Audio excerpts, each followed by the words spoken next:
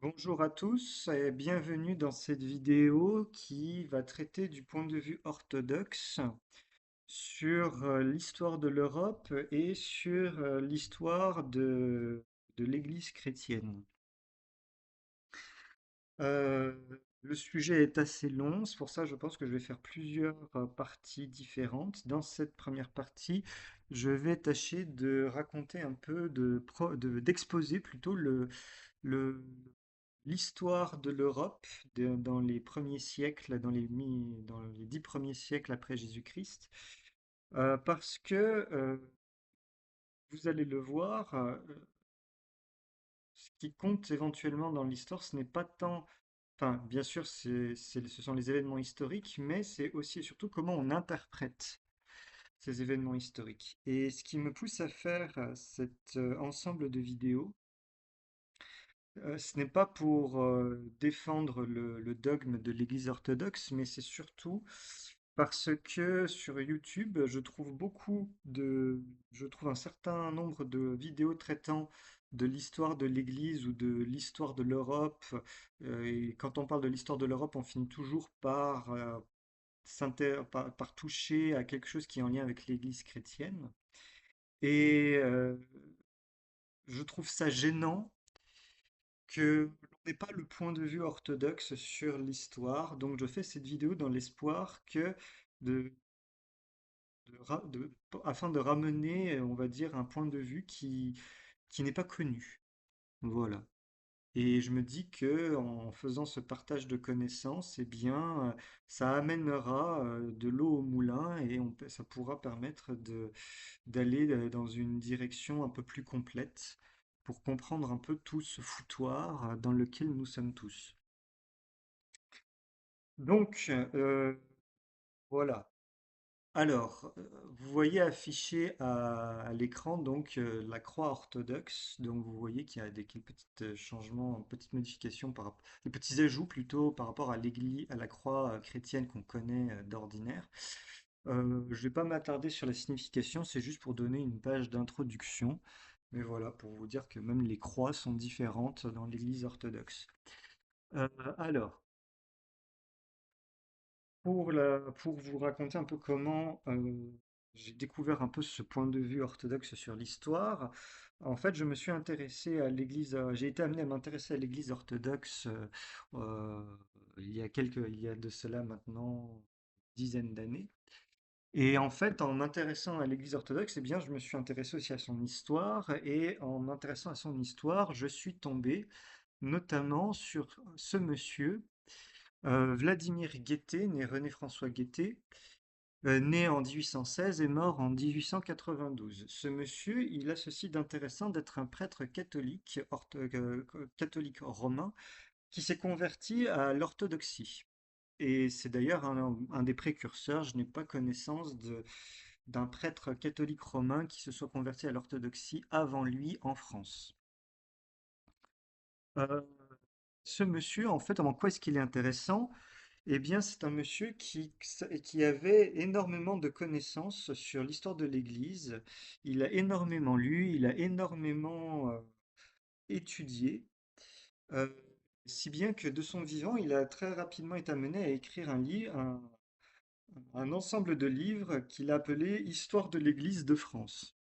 Et ce qui lui est arrivé est très intéressant parce que ce livre a d'abord été bien reçu par les autorités ecclésiastiques avant d'être mis à l'index par le Vatican et par notamment la congrégation de l'index qui siège au Vatican sous l'autorité du pape.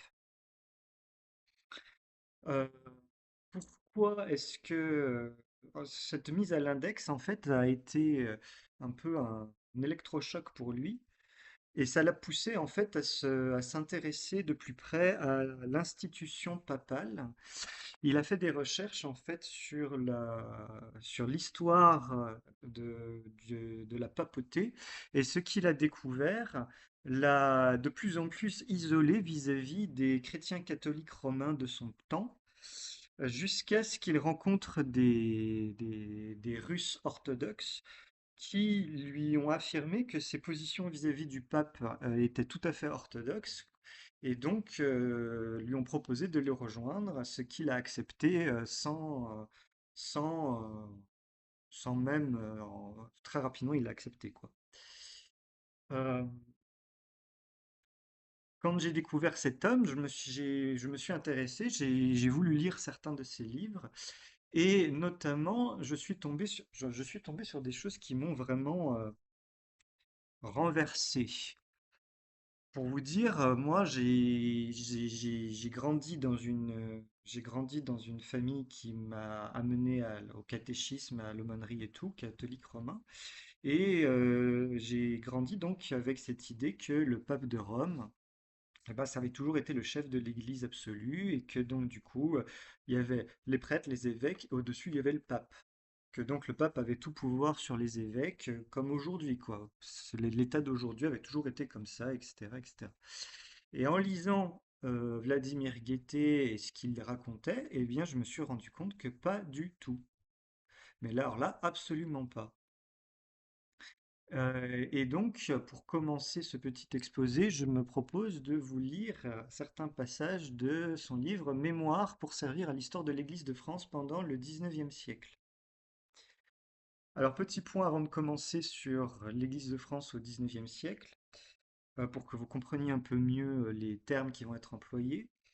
L'Église de France au XIXe siècle, d'après les écrits de Vladimir Guettet, nous apprennent que l'Église de France était à l'époque traversée par deux courants opposés. D'un côté, nous avions le courant gallican, et de l'autre, nous avions le courant ultramontain. Qu'est-ce que le courant gallican pour commencer? Eh bien, il s'agit d'un courant qui défend les positions de l'Église gallicane, autrement appelée l'Église de France. Église gallicane, donc, qui revendique une autonomie euh, vis-à-vis vis-à-vis du pape. C'est une église qui est en fait, l'église gallicane, c'est l'église qui était là depuis plusieurs siècles, en fait. Et donc, c'est un peu l'église gallicane, les gallicans, ce sont les conservateurs, en fait, si on peut appeler ça d'un point de vue politique.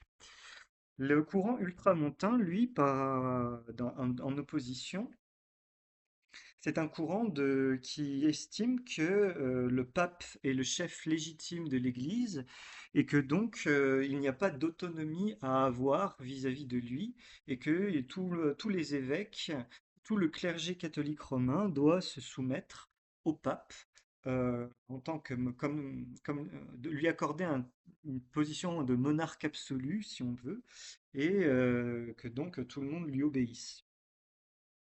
Et donc, en découvrant ça, eh ben, j'ai été assez choqué de me rendre compte que finalement, le pape en monarque absolu, bah, ça date du 19e siècle et pas avant, quoi.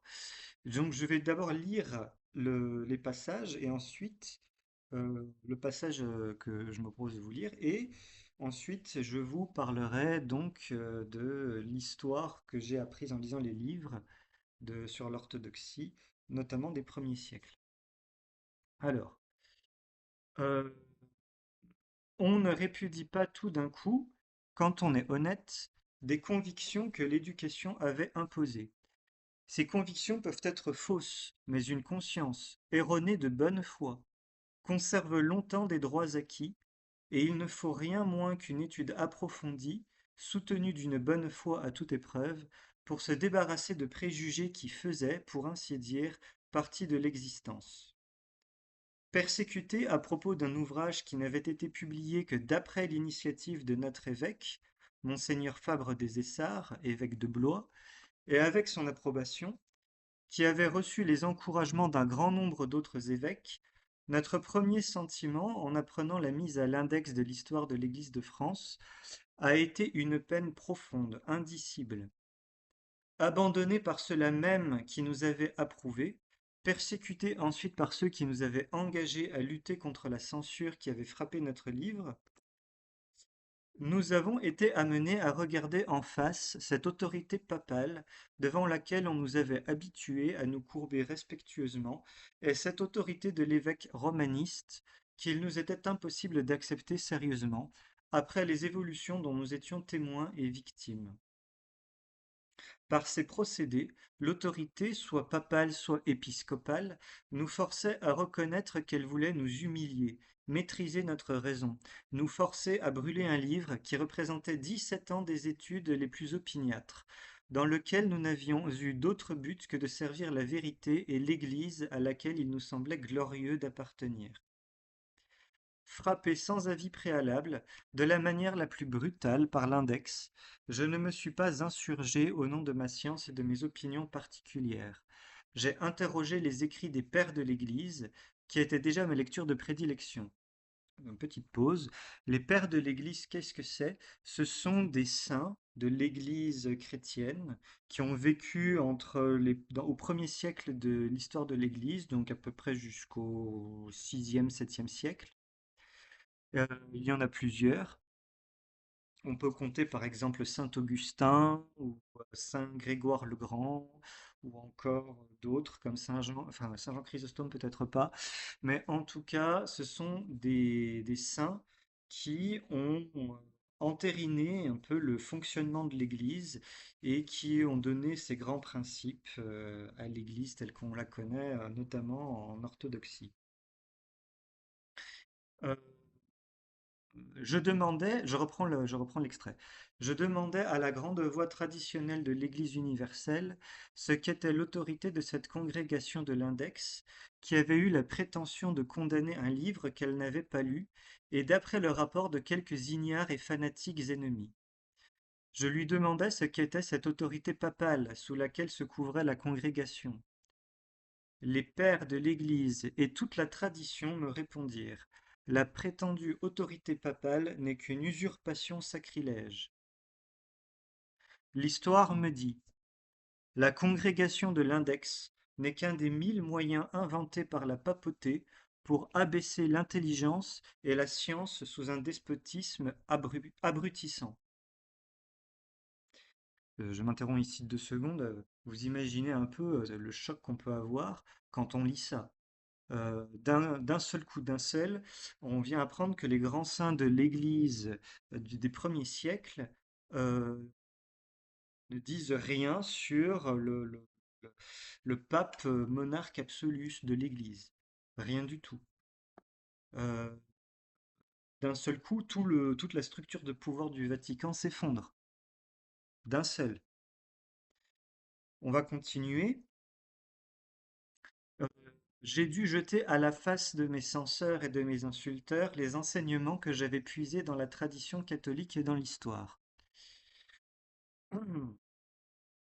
De là les nombreux ouvrages que j'ai publiés contre la papauté et ses prétentions illégitimes. Ces travaux avaient à mes yeux une plus grande importance que les mémoires que j'avais promis. Voilà pourquoi j'ai laissé dormir les nombreuses notes que me fournissaient mes anciennes études et mes lectures quotidiennes sur l'histoire contemporaine de l'Église de France. Le temps me semble arrivé où je puis les publier. Alors là, il va parler de l'Église de France ou Église gallicane. L'Église de France, de l'aveu même des papes, avait été la portion la plus distinguée, la plus vertueuse, la plus savante de l'Église occidentale. Du jour où la papauté voulut s'imposer à l'Occident, elle se débattit contre ces envahissements au nom de la Constitution et des lois de l'Église primitive. Cette opposition, dont on peut rencontrer des traces dans toutes les églises occidentales, ne fut nulle part ni aussi vive ni aussi persévérante que dans l'Église de France ou Église gallicane. De là le nom de gallicanisme donné à cette opposition de l'ancienne doctrine contre le despotisme papal. Ce gallicanisme du IXe siècle au XVIe fut si fidèle à la vieille tradition qu'on ne peut apercevoir que de légères nuances entre lui et l'orthodoxie primitive.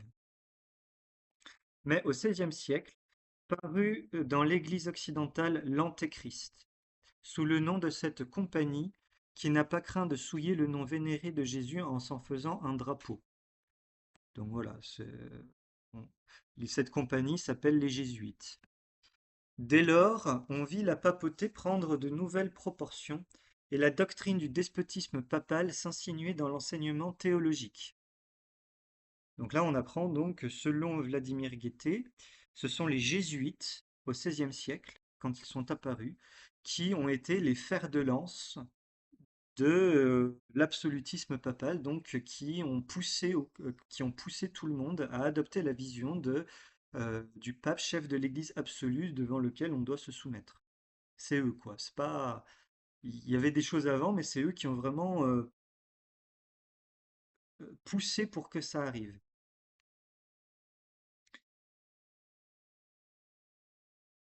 Donc on présenta ce despotisme papal d'abord timidement à titre de simple système, puis on lui attribua le titre d'enseignement le plus autorisé. Enfin, nous le voyons de nos jours décoré du titre d'article de foi. Ce sont les jésuites, depuis Bellarmine jusqu'à ceux qui aujourd'hui osent se marquer au front du stigmate de compagnons d'Ignaz de Loyola, qui ont conduit la campagne papiste à travers ces trois étapes.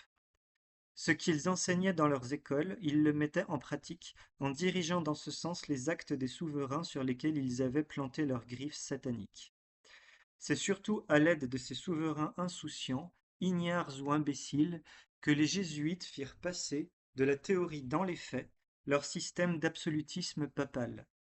On vit donc dans l'Église gallicane faiblir peu à peu dans son opposition à partir du XVIe siècle, grâce à certains actes inspirés aux souverains par les jésuites, leurs directeurs. Ces horribles prêtres publièrent, à cette époque, une foule d'ouvrages dans lesquels leur système papiste était exposé avec une impudeur dont on n'avait pas vu d'exemple jusqu'alors. Lorsque ces ouvrages étaient flétris par les parlements, au nom des vieilles traditions gallicanes, les papes les approuvaient officiellement. Si des théologiens voulaient prendre la défense des mêmes traditions, leurs ouvrages étaient flétris à Rome comme schismatiques et hérétiques.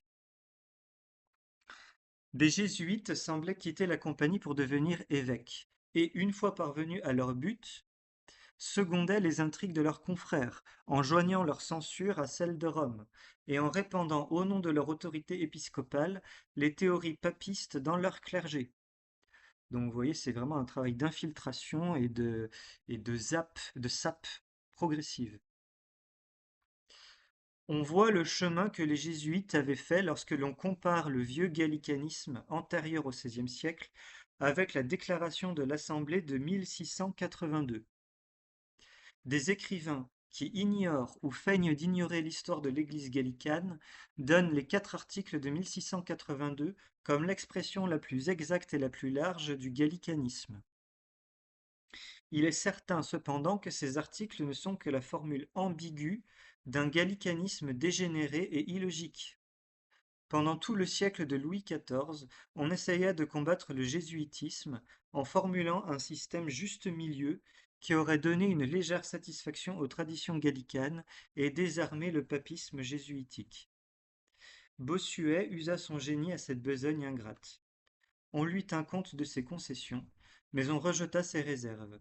Le gallicanisme de Bossuet tomba peu à peu jusqu'à celui des Frayssinous et des Bossuet, pour tomber plus bas encore dans celui des Falloux, des Marais, des Broglie, des Dupanloup, et s'abîmer enfin dans le papisme le plus absolu.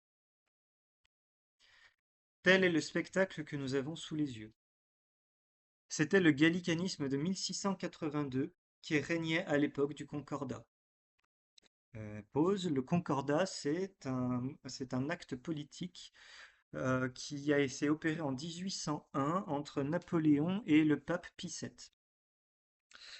Pourquoi? Parce qu'à l'époque, l'Église de France était divisée en deux, entre le clergé de France qui avait prêté serment à la constitution civile du clergé de 1792 et ceux qui ne l'avaient pas fait, parce que le pape Pie VII avait déclaré cette constitution comme illégitime et schismatique. Et donc du coup, c'était rangé aux avis du pape de l'époque. Et donc en 1801, donc Napoléon veut régler l'affaire en se mettant d'accord avec le pape et occasionnant au même moment d'ailleurs une réorganisation complète des évêchés de France. Par exemple, à Narbonne, jusqu'en 1801, il y avait un archevêque. Et à partir de 1801, à partir du Concordat, bah, d'un seul coup, plus d'archevêque, et il n'y avait plus que l'évêque de Carcassonne. Et il y a des tas de sièges épiscopaux qui ont d'un seul coup disparu en 1801. Ça a été une réforme complète de l'administration de l'Église de France. Mais passons. Revenons au, revenons à l'extrait. C'est ce gallicanisme qui est resté légal, mais dont les derniers débris se débattent en vain contre le papisme absolu, soutenu sottement, même par l'État qui a oublié les lois qu'il devrait appliquer. Comment l'Église gallicane est-elle tombée si bas? Quelles ont été les causes de sa décadence? Pourquoi cette Église, restée si longtemps à peu près orthodoxe, en est-elle arrivée à ce point de dégradation qu'elle s'honore même de son humiliation et qu'elle se glorifie des inepties qui naissent et se propagent dans son sein? Les événements historiques le diront. En les lisant, on apprendra comment une antique et glorieuse Église peut perdre avec son prestige la foi pure qui avait été pour elle un héritage si précieux pendant des siècles. On apprendra qu'elle est tombée parce qu'elle avait en elle un principe délétère que l'on s'obstine à donner en Occident comme la base de l'unité et qui n'a été en réalité qu'un germe de décadence, de division et de lutte. Ce germe délétère, c'est le papisme. Le papisme n'a été pour les églises occidentales qu'un lien factice. Ce lien a été rompu au XVIe siècle par plusieurs d'entre elles, qui malheureusement n'ont pu retrouver la véritable unité. Là, il parle des églises protestantes. Celles qui ne l'ont pas brisé ont été étranglées. Elles sont mortes pour la vraie doctrine et n'existent plus qu'à l'état de cadavres. On a beau vouloir galvaniser ces cadavres, leurs mouvements factices ne sont pas des signes de vie. Il n'y a de vie pour les églises que dans l'unité catholique, et non dans un absolutisme qui n'est qu'un principe de mort. Donc par unité catholique, il entend unité universelle, parce que catholique, c'est du grec, ça veut dire universel, et ça n'a donc aucun lien avec l'Église catholique romaine. Tel est l'enseignement qui résultera de nos études historiques sur l'Église de France au XIXe siècle. Donc, je m'arrête ici pour l'extrait. Vous voyez, rien qu'avec ça, donc on apprend plusieurs choses. Donc que les pères de l'Église ne n'ont jamais rien dit sur un absolutisme papal. Donc ça veut dire qu'à l'époque, jusqu'au jusqu'au 6e siècle, 7e siècle minimum, euh, le pape n'était pas un monarque. Et le pape ne régnait pas sur les autres évêques de la chrétienté. Et donc, autre point qu'on apprend, donc, c'est que au XIXe siècle, l'Église de France en est au stade ultime de décomposition face au papisme et que ce papisme va malheureusement gagner, vu que on en sait quelque chose, vu l'état de l'Église de France de nos jours, où tout le monde ne jure plus que par le pape et où c'est même normal que le pape soit le chef de l'Église. Plus personne ne remet ça en doute. Euh, à partir de là, à partir de cet extrait, donc j'ai continué mes recherches personnelles et je vais vous présenter un peu, donc du coup, dans cette vidéo, l'histoire un peu de l'Église des premiers siècles, en tout cas du point de vue orthodoxe. Et vous allez voir que cette histoire de l'Église a des répercussions sur la politique européenne des premiers siècles, euh, choses dans des détails qui peuvent paraître insignifiants, mais qui ont en fait de l'importance, mine de rien. Alors, dans les premiers siècles de l'Église, donc jusqu'au IVe siècle après Jésus-Christ, en 325, on est dans une période que je qualifie moi de sombre, parce que on ne sait pas très bien ce qui s'y passe. Et je vais pas m'attarder dessus parce que je préfère ne rien en dire parce que c'est à la fois trop complexe et à la fois j'ai peur de dire des bêtises. Donc voilà, ce qui est sûr, c'est qu'en 325, officiellement, selon l'histoire officielle, nous avons l'empereur Constantin, l'empereur romain Constantin, qui est ici, qui convoque à Nicée, donc dans l'actuelle Turquie, euh, un, un concile œcuménique, euh, c'est-à-dire un conseil qui réunit tous les évêques de l'Empire romain euh, en une seule assemblée pour débattre de sujets importants pour régler les dogmes de foi de l'Église catholique. Non, de l'Église, pardon, pas de l'Église catholique, de l'Église chrétienne.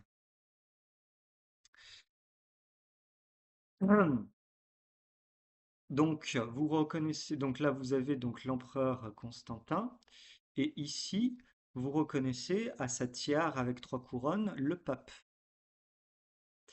Là, à ses côtés, ça doit être d'autres évêques assez importants, mais on y reviendra. Et tout en bas, là, allongé, se tenant la tête entre les mains, vous avez donc le prêtre d'Alexandrie, Arius, qui est donc considéré comme hérétique, parce qu'il professait une doctrine que le concile de Nicée a rejetée. Cette doctrine, c'est l'arianisme. Qu'est-ce que l'arianisme? L'arianisme, c'est un courant de foi qui professe que Jésus-Christ n'est pas Dieu, parce que donc le Fils, donc dans la Sainte Trinité, Père, Fils, Saint-Esprit, hein, le Fils est une créature, est une création du Père, donc que le Fils est une créature du Père, et que donc par voie de fait, le Fils est inférieur au Père, et que donc le Fils ne peut pas être Dieu. C'est logique d'une certaine manière. Euh, Cependant, le Concile va rejeter cette façon de voir la foi et va professer le credo de Nicée, qui instaure notamment le dogme de la Sainte Trinité, donc Père, Fils et Saint-Esprit, donc un seul Dieu, trois personnes. Et c'est généralement ce qu'on retient de ce concile. Mais ce qui nous intéresse, ce n'est pas tant le dogme de l'Église qui est professé à ce moment-là, c'est surtout l'organisation ecclésiale qui nous intéresse pour cette vidéo. C'est quelque chose sur lequel on revient moins et qui est pourtant extrêmement important euh, par rapport au sujet qui nous intéresse. Parce qu'à l'époque, euh, donc l'empereur Constantin, avec tous ses évêques, euh, va accoucher d'un système ecclésial que l'on appelle la pentarchie. Qu'est-ce que la pentarchie? Eh bien, c'est la création, en fait, d'un d'un ensemble d'évêques plus importants que les autres, à qui on va donner un statut un peu plus important que les autres, mais non pas un statut d'autorité, mais plutôt un statut honorifique. En fait, le concile de Nicée, il va entériner ce système ce système hiérarchique dans l'Église, euh, où tout en bas on a les fidèles, puis on a les diacres, puis on a les prêtres, puis on a les évêques. Et au-dessus de ces évêques, il n'y a rien. Le sommet de l'Église pyramidale, c'est l'évêque. C'est-à-dire que tous les évêques de l'Empire romain sont égaux entre eux. Ils ont les mêmes droits, ils ont les mêmes devoirs vis-à-vis des fidèles, ils ont la même autorité spirituelle. Évêque, il faut savoir que ça vient du grec épiskopos, qui veut dire surveillant. Et qu'est-ce qu'ils surveillent? Ils sont chargés de surveiller que le dogme de la foi de Nicée-Constantinople, de Nicée, le dogme de la foi de Nicée, de la Sainte Trinité, soit conservé intact à travers les siècles et donc de lutter contre les hérésies qui pourraient s'élever et les points de vue divergents. C'est ça le rôle de l'évêque, rien d'autre. Il n'y a pas d'histoire de souverain temporel, de pouvoir temporel, d'asseoir son autorité sur les autres. Non, simplement surveiller que la foi reste la même à travers le temps qui passe. C'est tout. Cependant, tous les évêques sont égaux, mais on peut considérer que parfois il peut y avoir des disputes, des dissensions qui se produisent entre différents évêques. Et donc, pour qu'il y ait dans ces cas-là un autre évêque qui puisse gérer un peu les disputes, ils ont décidé en 325 d'instaurer l'idée que cinq évêques dans l'Empire romain sont, on va dire, ont un honneur un peu plus grand et que donc on peut se référer à eux en cas de dispute ou en cas de doute sur certains points mineurs du dogme. Euh, Certaines questions triviales, on va dire, dans le dogme. Pas sur des grands trucs, mais peut-être sur d'autres trucs. Si on n'est pas tout à fait sûr, on peut demander à lui. Lui, peut-être, il saura. Et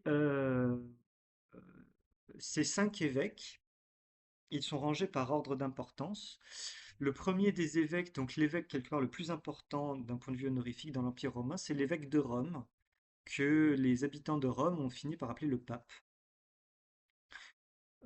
Ensuite, le deuxième évêque le plus important, c'est celui de Constantinople. Puis vient celui d'Alexandrie, ensuite celui d'Antioche, et enfin celui de Jérusalem. Et donc sur la carte, vous avez le division administrative, quelque part ce qu'on peut appeler la sphère d'influence de ces grands évêques qu'on finit par appeler des patriarches. Euh, et donc, l'évêque de Rome, notamment, devient le patriarche d'Occident avec le concile œcuménique de Nicée en 325. On le nomme le patriarche d'Occident parce que il est à la tête de de toute la région occidentale de l'Empire romain.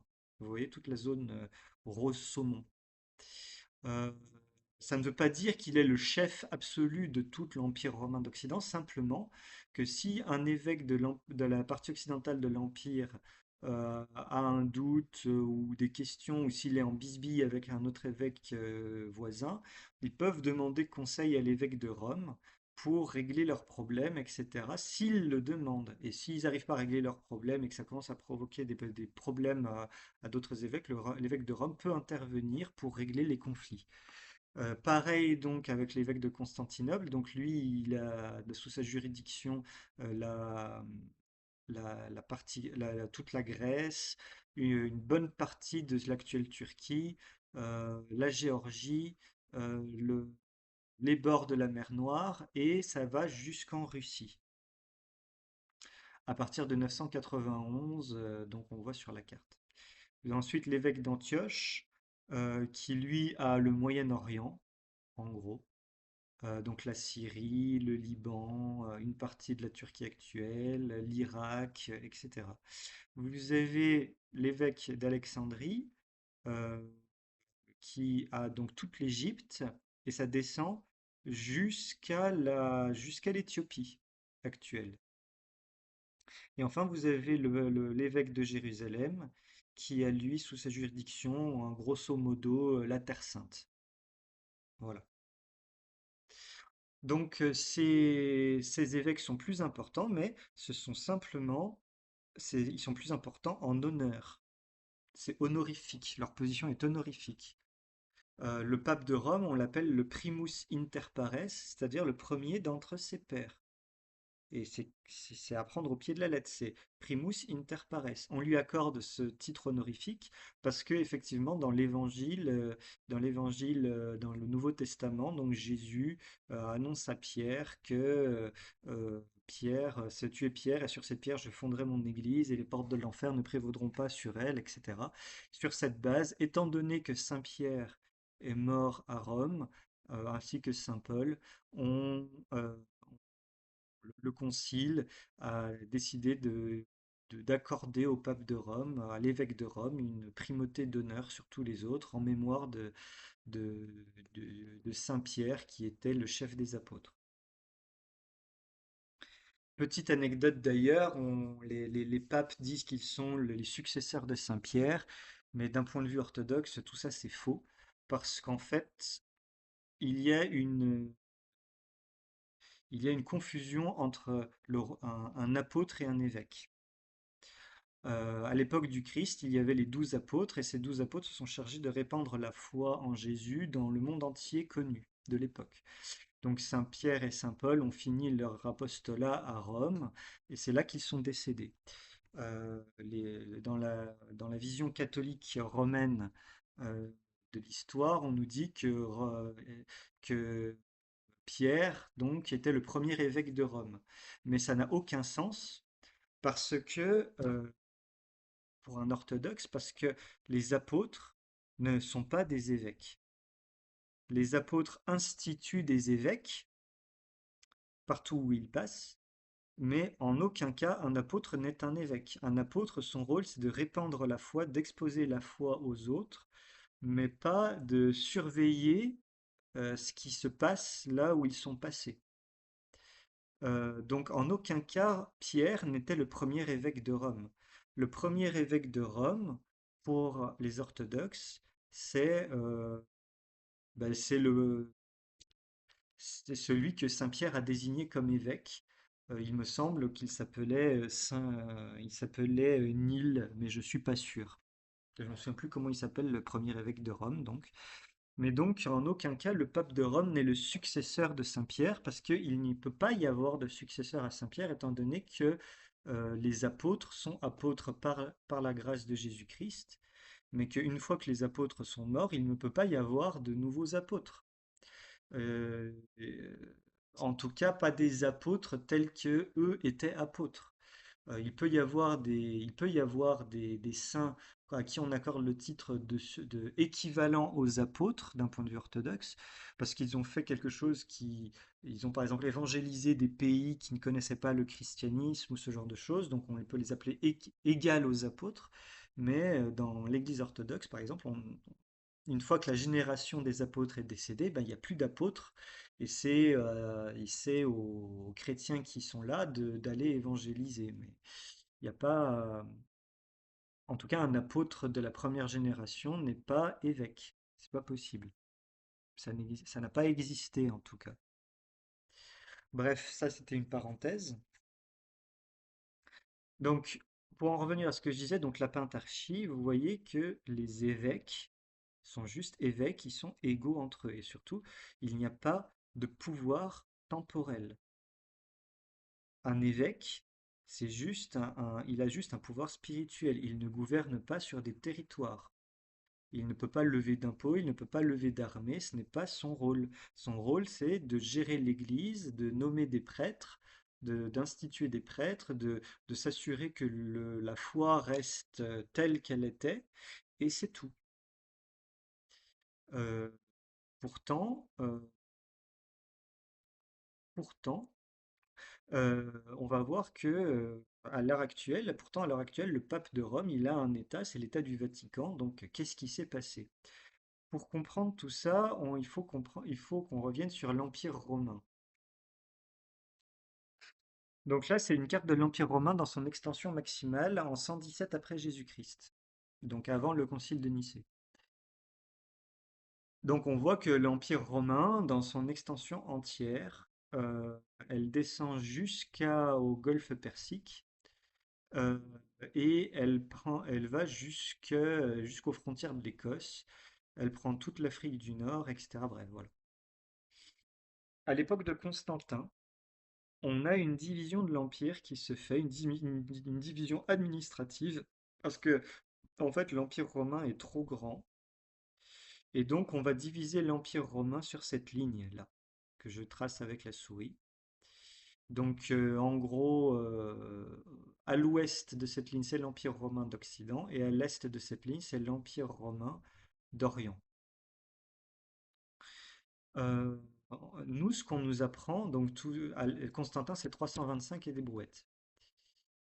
Euh, on nous apprend à l'école que l'Empire romain d'Occident disparaît en 476 avec l'empereur romain Romulus Augustule qui est déposé en 476.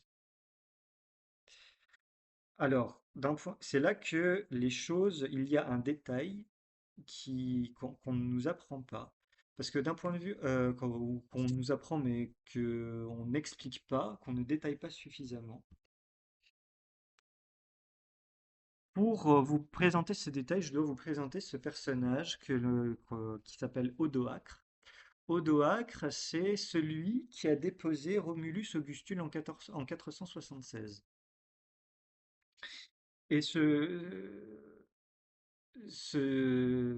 donc, si on s'intéresse un peu aux détails, vous voyez ce que Wikipédia nous dit. Euh, Odoacre lui-même établit son pouvoir en Italie avec le titre de patrice, en théorie sous l'égide de l'empereur d'Orient. Bon, alors certes, on nous dit en théorie. Donc, dans la pratique, voilà. Mais la théorie reste quand même très importante. Donc, ça veut dire qu'il dépose donc l'empereur Romulus Augustule et il prend mais tout ça il établit son pouvoir sous l'égide de l'empereur d'Orient. Parce que moi, qu'est-ce que j'ai lu quand j'étais adolescent? J'ai lu que en fait, euh, ce qui se passe, c'est qu'Odoacre, quand il dépose Romulus Augustule, il ne fait pas que déposer l'empereur et prendre sa place. Il ne prend même pas d'ailleurs du tout sa place. D'abord, il restitue, c'est d'ailleurs marqué dans Wikipédia, il a restitué les insignes impériaux d'Occident à l'empereur d'Orient, Zénon. Donc il restitue les insignes impériaux d'Occident et il les renvoie à Constantinople, la capitale de l'Empire romain d'Orient. Alors, on se dit, ok, c'est cool, il renvoie des babioles à l'empereur romain d'Orient. Moi, quand j'ai lu ça, quand j'étais adolescent, je me suis dit, bon, ok, ok. Mais en fait, qu'est-ce que ça se veut dire? Parce que dans tout ce qui concerne le pouvoir temporel, une chose pareille, ça n'a pas, ça a de l'importance, ça a une signification très importante. Moi, si j'étais Odoacre et que je destituais l'empereur romain d'Occident, ce serait pour prendre sa place. Je m'amuserais pas à restituer les insignes impériaux. Je me dirais, c'est moi maintenant l'empereur. Mais non, qu'est-ce qu'il fait? Il restitue les insignes impériaux à l'empereur Zénon. Ce qui signifie quoi? Ce qui signifie que, est-ce que ce n'est pas plutôt, est-ce que ce n'est pas un signe de soumission? Parce que si vous restituez les insignes impériaux d'Occident à l'empereur romain d'Orient, est-ce que ça ne veut pas dire que l'on reconnaît que l'empereur romain d'Orient est l'empereur d'Occident? Et c'est effectivement le point de vue euh, orthodoxe que les orthodoxes défendent. C'est que lorsque l'empereur Romulus Augustule est déposé à Rome en 476, Odoacre renvoie les insignes impériaux à Constantinople. Et donc ainsi, l'Empire romain, dans son intégralité, est restitué et reformé. C'est-à-dire que la division administrative entre l'Occident et l'Orient disparaît, et que donc l'empereur romain d'Orient à Constantinople devient le seul empereur romain de tout l'Empire romain. D'accord? Donc, ce qui signifie que les royaumes francs des Mérovingiens, le royaume des Wisigoths, le royaume des Burgondes, le royaume des Vandales, les royaumes des Lombards en Italie, tous ces petits royaumes que nous, en Occident, à l'école, on nous vend comme des royaumes on ne nous dit pas qu'ils sont indépendants, mais on ne nous dit pas non plus qu'ils sont dépendants. Donc ça veut dire que dans la version occidentale de l'histoire, dans l'interprétation occidentale de l'histoire, les Mérovingiens, ils ont de compte à rendre à personne. Mais c'est faux. Et d'ailleurs, certains documentaires le disent. Les Mérovingiens, le Mérové était un officier de l'Empire romain à l'époque. Et donc, lorsque en 476 l'Empire romain d'Occident est réintégré à l'Empire romain d'Orient et que l'Empire romain dans son entièreté est reconstitué, d'un point de vue orthodoxe, les rois mérovingiens, parmi d'autres, hein, les rois burgondes, les rois machin, sont en quelque sorte des vassaux de l'empereur romain d'Orient à Constantinople. Et donc, quand ils accèdent à leur fonction de roi, ils doivent demander l'autorisation à l'empereur romain d'Occident. Il faut savoir que dans la hiérarchie de la noblesse, un roi, ce n'est pas l'égal d'un empereur. D'accord? Tout comme un duc, ce n'est pas l'égal d'un roi. Euh, un roi, c'est plus grand qu'un duc. Et un empereur, c'est supérieur à un roi. C'est un peu comme si vous voyez l'Empire romain au 5e siècle après Jésus-Christ. C'est un empire fédéré. Vous voyez, il y a l'empereur qui est le chef absolu à Constantinople et les rois qui ont des territoires, donc des royaumes. Ce sont certes des royaumes, mais qui sont fédérés dans un empire plus grand, celui de l'Empire romain, dont le chef absolu est à Constantinople. Et que donc sans l'autorisation de l'empereur, ils ne peuvent pas, en théorie, devenir rois. D'accord? Alors certes, en pratique, parce que là, tout ça c'est de la théorie, dans la pratique, je pense que assez rapidement, les rois des Francs, les Mérovingiens et tout, ont à partir d'un certain temps cessé de demander l'autorisation à l'empereur. Et que du coup, il y a eu de plus en plus une sorte d'autonomie qui s'est instaurée. C'est largement possible.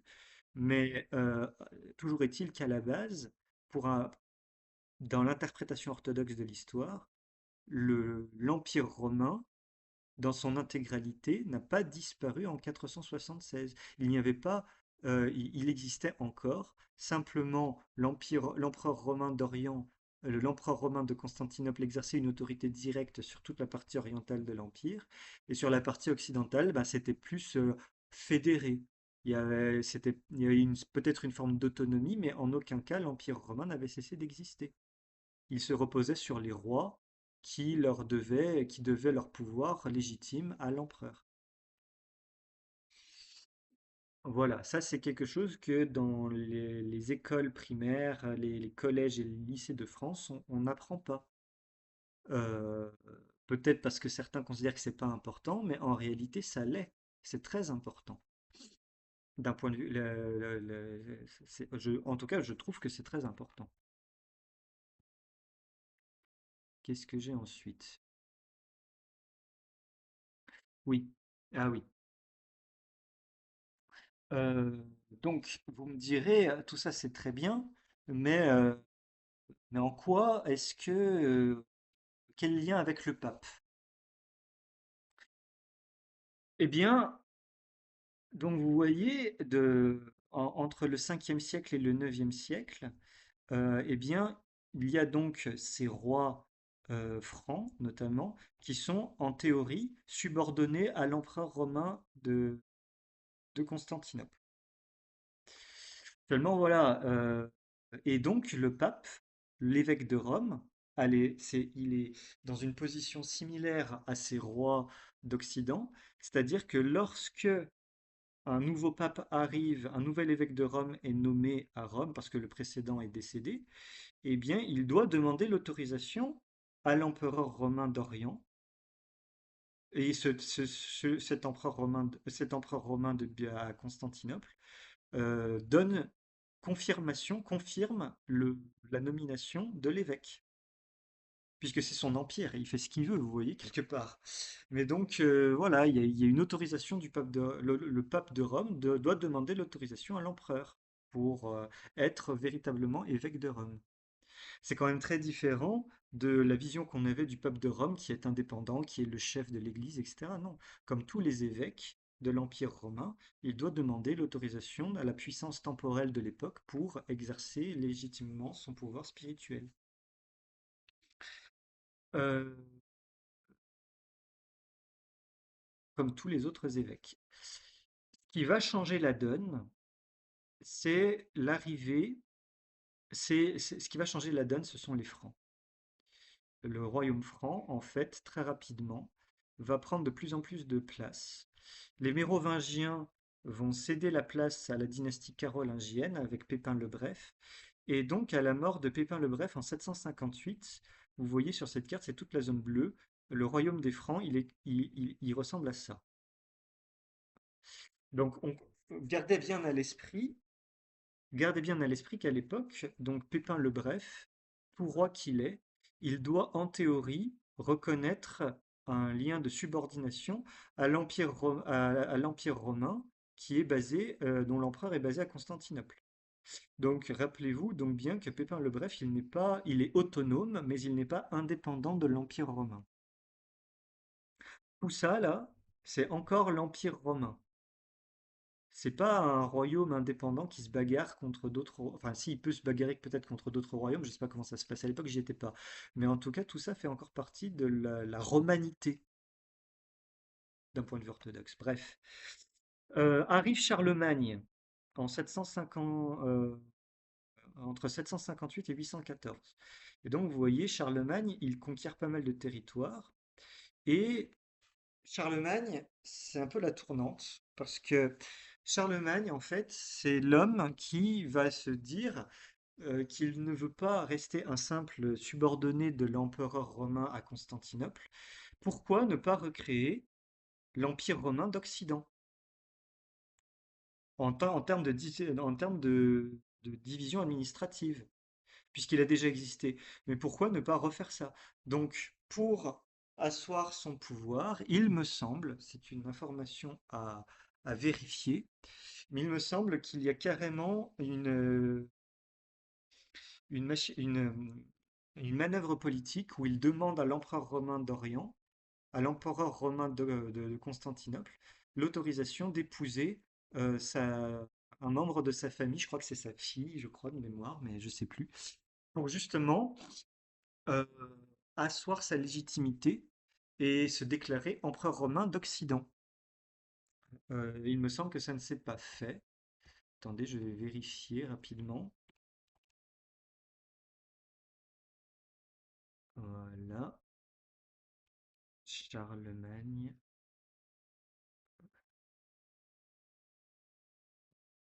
Donc, Charlemagne épouse.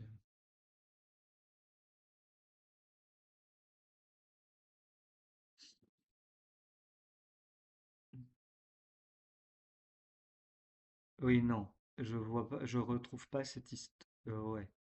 Donc, il épouse Imiltrude, Hildegarde de Winsgau. Ouais, donc en fait, il n'épouse pas apparemment la fille de l'empereur romain.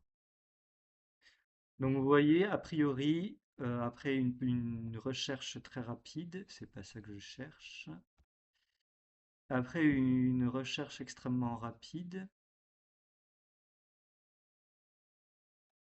donc vous voyez, cette manœuvre politique de Charlemagne n'aboutit pas et il n'épouse pas donc la fille de l'empereur romain. Il n'épouse pas la fille de l'empereur romain parce que l'empereur romain, il veut pas a priori que l'empire romain d'Occident revienne. Il veut garder, à mon avis, sa place de seul et unique empereur de l'empire romain.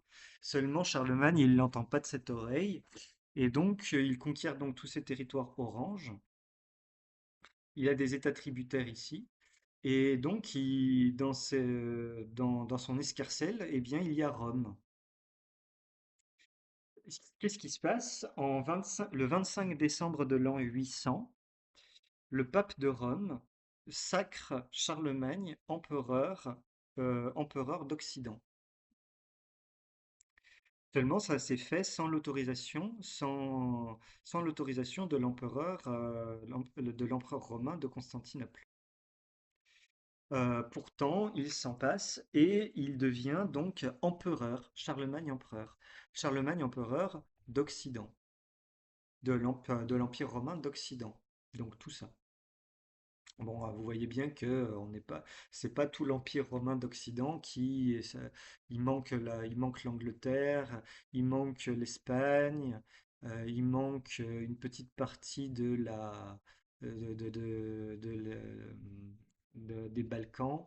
On voit même que l'Empire romain d'Orient officiellement tenait le sud de l'Italie, de la Corse et de la Sardaigne, avait même Venise. Donc voilà, c'est un empire romain d'Occident de, de poche, on peut appeler ça comme ça. Mais ce qui est important par rapport au pape, c'est, vous voyez, ah, d'un coup, on a une mention de État de l'Église, qu'on appelle aussi États pontificaux. C'est à ce moment-là que le pape s'arrange avec Charlemagne et que Charlemagne, en remerciement de l'avoir sacré empereur, lui attribue des États pontificaux. Et d'un seul coup, en l'an 800 à peu près, le pape devient un souverain temporel, un roi. Et ça, c'est une grande innovation, parce que jusqu'à présent, aucun évêque, que ce soit en Occident ou en Orient, ne gouvernait véritablement un territoire, pouvait lever des impôts, etc. C'était pas leur affaire. D'un seul coup, un surveillant spirituel, un évêque, devient euh, un chef d'État. Voilà. Et ces États pontificaux, ils vont durer jusqu'à l'unification de l'Italie en 1870 et des brouettes, il me semble. C'est très long. Pendant 1000 ans, les États de l'Église vont rester quasiment tels quels. C'est vraiment à partir de là, si vous voulez, que, comme le dit, c'est à partir de là, comme moi j'ai pu le retrouver dans les écrits de Vladimir Guettet, que la papauté